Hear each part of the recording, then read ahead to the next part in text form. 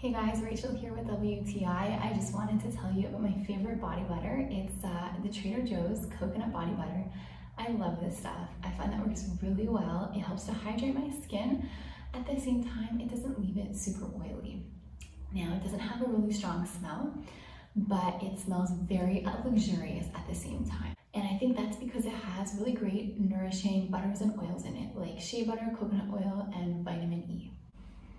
So take a look at the consistency here. I like that it's nice and thick, but at the same time, it rubs right into my skin really nicely, and I like that it's not greasy. It doesn't feel oily afterwards.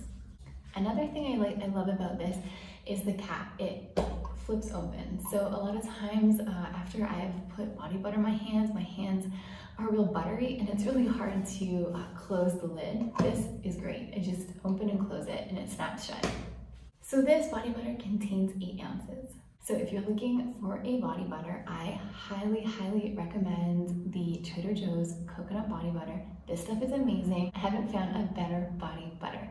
It is an excellent product. I love it. You will too. That's just my point of view.